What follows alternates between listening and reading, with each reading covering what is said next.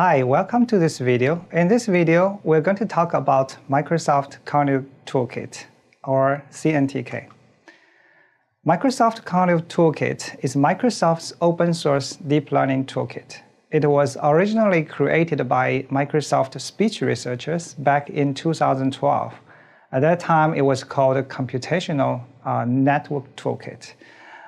In 2016, January, we have open sourced the Cognitive Toolkit on GitHub with the MIT license, which is very permissive.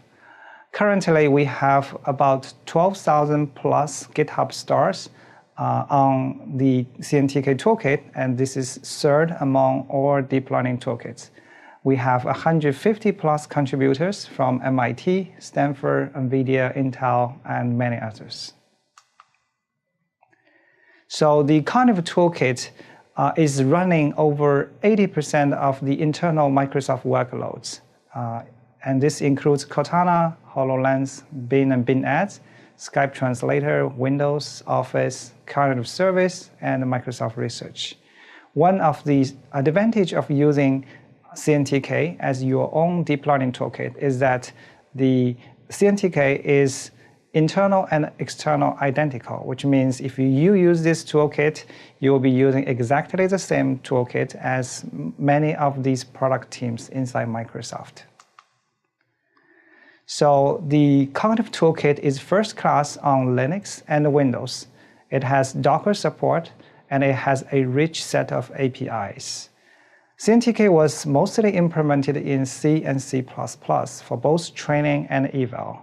We have a low-level and high-level Python API sitting on top of the C++ API. And it is a very thin layer, and therefore running in Python is also very efficient. We also provide R and C# APIs for both training and eval. We also support UWP, Java, and Spark. We have built-in readers for distributed learning, which is critical if you want to train your deep learning tasks on multiple GPU machines. We also offered Keras backend support since version 2.2. One of the major advantages of CNTK is its speed.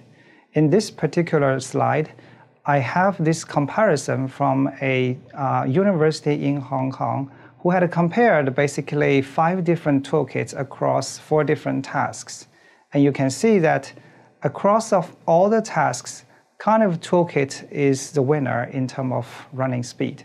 Of course, for some of the tasks, the difference are quite small, and it might be due to various reader and all kinds of small reasons. But for recurrent network, in particular in this case, the LSTM network here, we can see that we are mostly 5 to 10x faster than most of the other toolkits. And that is one of the major strengths of CNTK, because CNTK was originally created by the speech research folks, and there has been a lot of optimization in getting recurrent network to run really fast.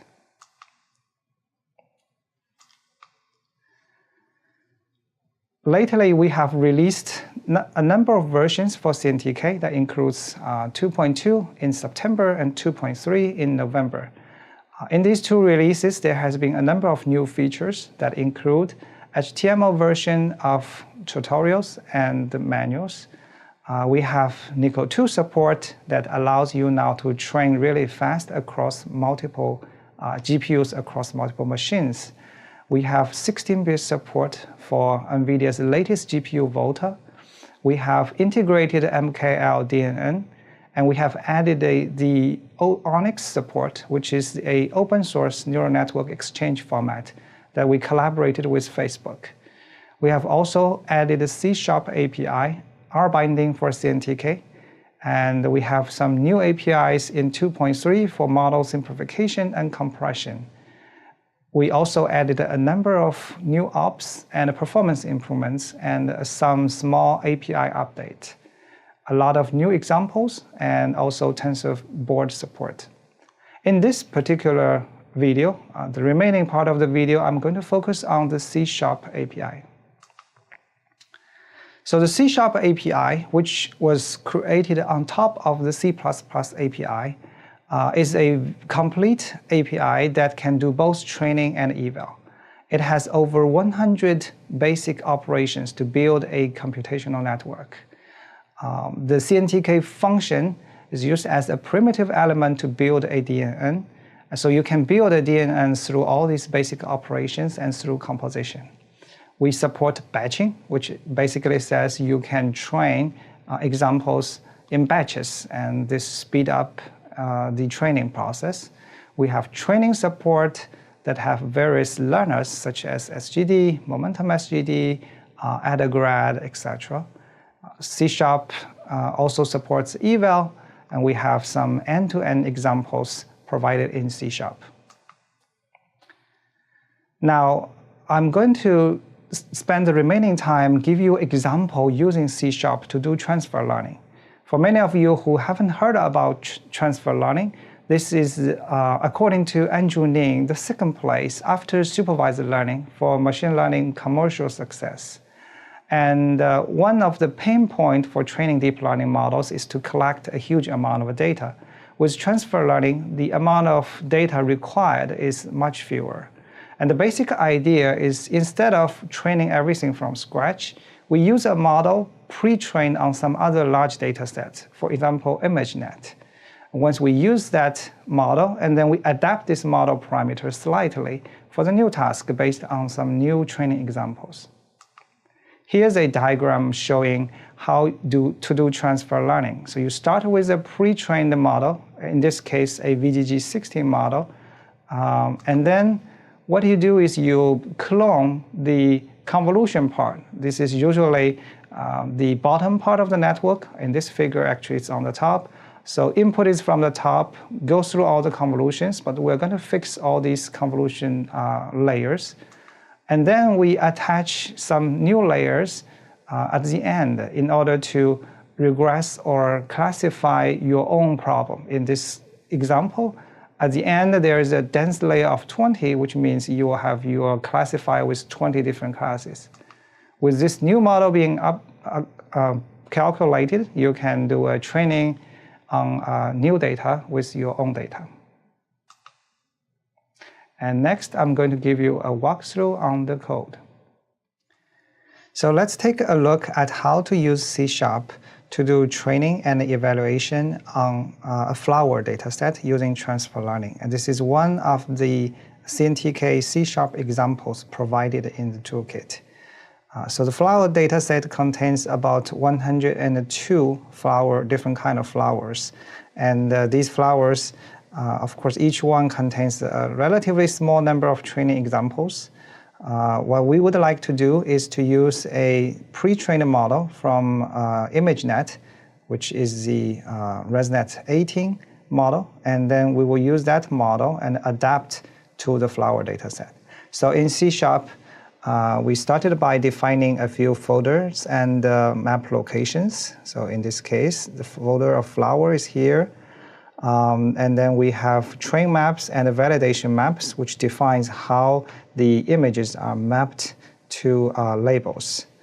And once that is defined as simple strings, we will be looking at how we check, well, if this model has already been trained. If not, we will retrain. Otherwise, we'll just go through the validation pass. So now we start to prepare the training data. In CNTK, there's a concept of mini-batch source. In this case, we create a mini-batch source that contains image and labels. This is an image deserializer. Once we have the mini-batch source, we create a transfer learning model. So let's look at a little bit more detail of how we create this transfer learning model. So the transfer learning model takes input of a base model file, which in our case will be a ResNet 18 model. It contains a feature node name that's inside the ResNet 18 model. What is the input, the name of the input node? And then we have a output node name, which is the output of the ResNet 18 model. And we also have a hidden node name, which is, as we described in the previous slides, that's a place where we decide to cut off. And so underneath, everything underneath below this hidden node, from the input to that hidden node, we'll freeze these parameters. And after that, we will add some layers and then adapt the model to learn the flower dataset. So in CNTK, here are the steps you need to do. You first load a base model. So you load the base model file. Then you define what is your image input and the label input. And then typically for most of the image applications, you need to normalize your input. In this case, we're just subtracting a mean value, 114, and that creates these normalized feature nodes. After that, we're going to look inside the base model and decide, look for which one of the node has a name feature node name, and that's our old feature node. And then we also look for the hidden node name. After that, we're going to clone the CNTK model of the ResNet in this case as a clone with the parameter of freeze, which means we're not changing these cloned parameters.